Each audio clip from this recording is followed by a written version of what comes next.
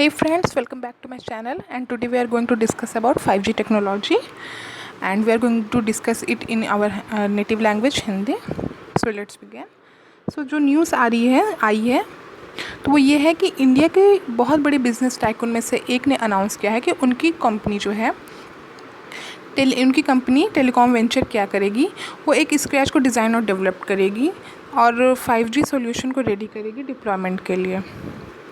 तो सबसे पहला फर्स्ट क्वेश्चन पुट होता है कि what is 5G। 5G technology क्या है। 5G या 5th जनरेशन टेक्नोलॉजी जो है वो लेटेस्ट अपग्रेड है long term evolution LTE mobile broadband network के लिए।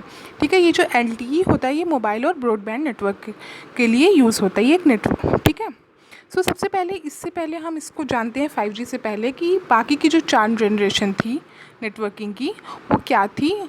सो फर्स्ट जनरेशन जो नेटवर्क था उसने क्या चेंज लाया, उसने मोबाइल को वॉइस कॉल के लिए बनाया। यानी कि जो पहले हम कॉल करते थे, एक टेलीफोन होता था जिससे हम कॉल को करते थे, उसको हम कहीं पे मूव नहीं कर सकते थे, कहीं लेकर आ जा नहीं सकते थे। तो उसके लिए मोबाइल डिवाइस जो छोटा हमने बनाया मोबाइल डिवाइस, उसको वॉइस कॉल को हम उस नेटवर्क से कर सकते थे, लेकिन वो टेक्स्ट मैसेज को अलाउ नहीं करता था। तो सेकेंड जनरेशन ने क्या किया, मोबाइल में वॉइस कॉल के साथ साथ हम शॉर्ट मैसेज भी, टेक्स्ट मैसेज भी सेंड कर सकते थे। उस शॉर्ट टेक्स्ट मैसेज की एक वर्ड लिमिट होती थी, उतनी ही वर्ड लिमिट पे हम इसको सेंड कर सकते थे। उसके बाद ये थर्ड जनरेशन जो आई है, इसने सबसे बड़ा रिवॉल्यूशन जो चेंज लाया वो ये कि इसने वेब ब्राउजिंग को मोबाइल डिवाइस पे अलाउ कर दिया। यानी अब हम अपने हाथों में, जो पहले हम कंप्यूटर और लैपटॉप से कोई भी हमें इंटरनेट सर्फिंग करना हो या मेल करना हो या अदर जो भी काम होते थे वो हम जो कंप्यूटर से करते थे, अब वो हम अपने मोबाइल डिवाइस से कर सकते थे। उसके बाद 4G नेटवर्क, फोर्थ जनरेशन जो आया, उसने क्या चेंज किया, उसने स्पीड में चेंज किया। ठीक, उसने हमारी स्पीड को चेंज किया। देखिए, स्पीड बहुत इंपॉर्टेंट होती है। अगर फॉर एग्ज़ाम्पल अगर आप ले लें, आप किसी भी सर्च इंजन पे कोई चीज़ टाइप करते हैं, कोई सर्च करते हैं किसी चीज़ के बारे में, और 40 से 50 सेकंड हो जाता है लेकिन आपको आपका रिज़ल्ट नहीं मिल पाता है और वो बफरिंग होने लगती है, तो आप इरिटेट हो जाते हो, आपको टाइम वेस्ट होने लगता है। तो हमारे लिए स्पीड बहुत मैटर करती है, क्योंकि हम पे करते हैं अपने नेटवर्क के लिए, हम ब्राउजिंग के लिए पे करते हैं। ठीक है, सो अब इसके बाद जो 5G नेटवर्क आएगा ये इससे भी ज़्यादा फास्टर स्पीड लेकर आएगा। यानी 10 मिलीसेकंड में हम बहुत ज़्यादा हाईएस्ट फास्टर स्पीड यूज़ कर सकते हैं। तो ये वर्क कैसे करता है, सबसे पहले क्वेश्चन जो उठता है कि 5G नेटवर्क वर्क कैसे करता है। 5G नेटवर्क चीफली ऑपरेट करता है 3 स्पेक्ट्रम बैंड के ऊपर। 3 स्पेक्ट्रम बैंड है। जो सबसे पहला बैंड है वो है लो बैंड स्पेक्ट्रम।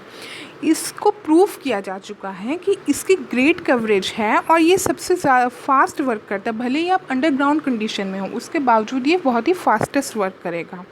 ठीक है, इसकी मैक्सिमम जो स्पीड लिमिट है इस बैंड की, ये है 100 MB पर सेकेंड, यानी 100 मेगाबिट पर सेकेंड पे हम स्पीड लिमिट है इसकी। उसके बाद आता है मिड बैंड स्पेक्ट्रम। ठीक, तो लो बैंड स्पेक्ट्रम को हम हो चुका है, प्रूव किया जा चुका है। उसके बाद आता है मिड बैंड स्पेक्ट्रम। ये भी हायर स्पीड देता है, लेकिन जो टेलीकॉम कंपनी है पूरे वर्ल्ड की, उन्होंने कुछ लिमिटेशन को रजिस्टर्ड किया है। जब ये कवरेज एरिया की बात आती है या टॉक फ़ोन के पेनिट्रेशन की बात आती है, सिग्नल बिल्डिंग में सिग्नल की बात आती है, तो कुछ इसकी लिमिटेशन है। उसके बाद हाई स्पेक्ट्रम जो है वो सबसे हाईएस्ट स्पीड ऑफर करता है, लेकिन इसकी भी extremely limited network coverage area है। और इसके लिए हमें क्या करना है, टेलीकॉम कंपनी जो है LTE नेटवर्क के एग्जिस्टिंग पे रिलाई करती है, यानी इसकी भी लिमिटेशन है। और इसके लिए हमें एक नंबर ऑफ़ स्मॉलर टावर्स चाहिए। छोटे छोटे टावर्स को हमें इंस्टॉल करना होगा ताकि हम अपनी adequate coverage, high speed performance को इंश्योर कर सकें। ठीक है, तो अगर हम देखते हैं तो मिड बैंड स्पेक्ट्रम और हाई बैंड स्पेक्ट्रम जो है ये हाईएस्ट स्पीड तो देता है हमें, लेकिन इनकी कुछ ना कुछ अपनी लिमिटेशन है। उसके बाद ये क्वेश्चन है कि 5G रेडी होने का क्या मतलब है, जो आजकल हाईलाइटेड हो रहा है कि India is going to be 5G ready, या वर्ल्ड में ग्लोबली इसका क्या मतलब है। तो अगर हम देखें तो 2018 से पहले जितनी भी टेलीकॉम कंपनियां थी वो 5G नेटवर्क को डिप्लॉय कर रही हैं अपनी सर्विस एरिया के क्रॉस, और ये चाहती हैं कि सबसे पहले 2018 के पहले इसको डिप्लॉय करना चाहते थे। तो अब सबसे पहली जो बात उठती है वो ये कि हमें ना सिर्फ अपने नेटवर्क को अपग्रेड करना है, ठीक है, बल्कि हमें अपने डिवाइस को भी अपग्रेड करना पड़ेगा। जब हमने 2G से 3G में इंटर किया था तो हमारे 2G फ़ोन का क्या हुआ था, उस पर हमारा 3G नेटवर्क काम नहीं कर रहा था। हमने अपना सिम को अपग्रेड किया, यानी अपने नेटवर्क को अपग्रेड किया, उसके साथ साथ हमें अपने डिवाइस को भी अपग्रेड करना पड़ा, चेंज करना पड़ा। उसके बाद जब हमने 3G से 4G में अपग्रेड चेंज किया तो हमने क्या किया, 3G से 4G में अपग्रेड होने पर हमने अपने बहुत सारे लोगों ने अपने फ़ोन को अपग्रेड कराया, बहुत सारे लोगों ने अपने डिवाइसेस को न्यू डिवाइस लिए या अपग्रेड कराया, जो भी था। तो हमें अपने डिवाइस में भी चेंजेस लाने पड़ेंगे, ठीक। तो 3G नेटवर्क जब एंट्री हुई थी तो एंड्रॉयड फ़ोन्स की बहुत ज़्यादा मांग हो गई थी मार्केट में, और बहुत क्रेज़ भी हो गया था एंड्रॉयड फ़ोन का। उसके बाद iOS है, अलग अलग तरह की डिवाइसेस डेवलप होने लगी। ये मतलब स्टार्टिंग से ही डेवलप, लेकिन इंडिया की बात मैं कर रही हूँ। इंडिया में जो कॉमन पीपल हैं, जब वेब ब्राउजिंग स्टार्ट हुई 3G में, तो हमने अपने डिवाइस को चेंज किया 2G से 3G में। उसी तरह से 3G से 4G में होने पर भी हमारा डिवाइस अपग्रेड हुआ। अब जब हम 5G में जाएंगे तो हमें क्या करना होगा, हमें अपने नेटवर्क के साथ साथ अपने डिवाइस को भी अपग्रेड करना होगा। अब जो 5G में मेजर इम्प्रूवमेंट है वो बीम ट्रैकिंग है। बीम ट्रैकिंग क्या है, ये बीम ट्रैकिंग जो है सारे डिवाइसेस को नेटवर्क पे फॉलो करता है और कंसिस्टेंट कनेक्शन को इंश्योर करता है। यानी रियल टाइम में जो हमारा डिवाइस है, रियल टाइम में डिवाइस के लिए क्या करता है, एक कंसिस्टेंट कनेक्शन को इंश्योर करता है, किस तरह से सारे डिवाइसेस को नेटवर्क पे फॉलो करके। 5G नेटवर्क जो है मीमो के लिए भी डिज़ाइन किया गया है, यानी मल्टीपल इनपुट कर सकते हैं हम इस पर, मल्टीपल आउटपुट कर सकते हैं, ठीक है। उसके बाद ये सारे डिवाइसेस पे क्या करता है, नेटवर्क के सिग्नल को इम्प्रूव करता है मीमो के ज़रिए, मल्टीपल इनपुट और मल्टीपल आउटपुट के ज़रिए। अब जो नेक्स्ट क्वेश्चन है वो ये है कि इंडिया कहाँ पर है। अगर 5G का डिप्लॉयमेंट देखें तो हमारा इंडिया कहाँ पर आता है।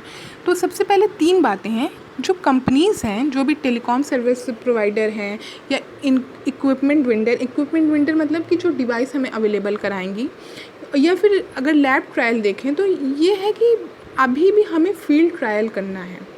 ये शेड्यूल किया गया था लास्ट ईयर के लिए, लेकिन ये हुआ नहीं। तो ये फील्ड ट्रायल हमें करना होगा, क्योंकि किसी भी डिवाइस को, कोई भी नया चीज़ हम जब लाते हैं तो हमें उसका फील्ड ट्रायल करना होता है कि वो वाकई में वर्क कर रहा है बड़े पैमाने पर या नहीं कर रहा है, ठीक। फिर सेकंड चीज़ जो आती है, इसी तरह से टेलीकॉम कंपनी जो है वेट कर रही है कि डिपार्टमेंट ऑफ टेलीकम्युनिकेशन जो है इंडिया का, वो लेटेस्ट स्पेक्ट्रम करें।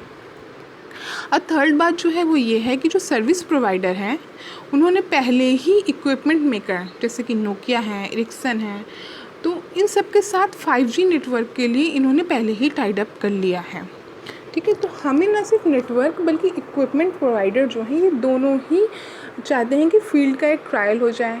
यानी अगर मानिए आपका नेटवर्क बहुत अच्छा है लेकिन आपका डिवाइस जो है वर्क नहीं कर रहा ठीक से, तो आप क्या करोगे। यानी दोनों की कंपैटिबिलिटी भी होनी चाहिए, दोनों एक दूसरे का तालमेल भी बैठना चाहिए, ठीक। तो ये सारी चीज़ें जो हैं इनको हम ध्यान में रखते हैं। अब डिस्कस करते हैं एक क्वेश्चन जो लास्ट ईयर 2019 के प्रीलिम्स में आया था। तो क्वेश्चन वो ये था, इसी से नेटवर्किंग से रिलेटेड था, कि जो कम्युनिकेशन टेक्नोलॉजी हैं उनमें क्या डिफरेंस है LTE और वोल्ट, यानी लॉन्ग टर्म एवोल्यूशन और voice over long term evolution में क्या डिफरेंस है। तो 2 पॉइंट दिए हुए थे कि जो LTE है वो इसको जो है 3G की तरह मार्केट किया जाता है, और वोल्ट जो है इसको एडवांस 3G कहा जाता है, ठीक। अब LTE जो है वो डेटा ओनली टेक्नोलॉजी है और वोल्ट जो है वॉइस ओनली टेक्नोलॉजी है। तो अब इसका करेक्ट आंसर चूज़ करना था कि 1 ओनली करेक्ट है, 2 ओनली करेक्ट है, बोथ 1 and 2 करेक्ट है, या नीदर 1 nor 2, दोनों में से कोई करेक्ट नहीं है। तो क्या है कि ये एडवांस 3G हो या LTE डेटा ओनली टेक्नोलॉजी है या volt is voice only technology है, ये 2 ऑप्शन हमारे पास थे। तो अब हमें कोड का यूज़ करना था, ठीक। रिपीट हो गया है। सो इसका आंसर जो है वो D है, नीदर 1 nor 2। क्यों?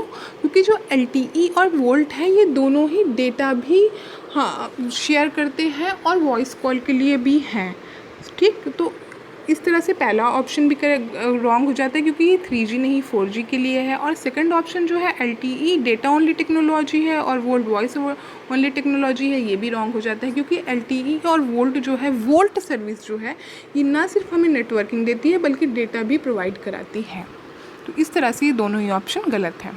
सो अगर फ्रेंड्स आपको ये वीडियो पसंद आए तो प्लीज़ एक लाइक करिएगा, और अगर आप इस चैनल को सब्सक्राइब करिएगा ताकि आपको मैं जब भी नई वीडियोस बनाऊं तो आप उसको मिस ना कर सको। Thank you so much.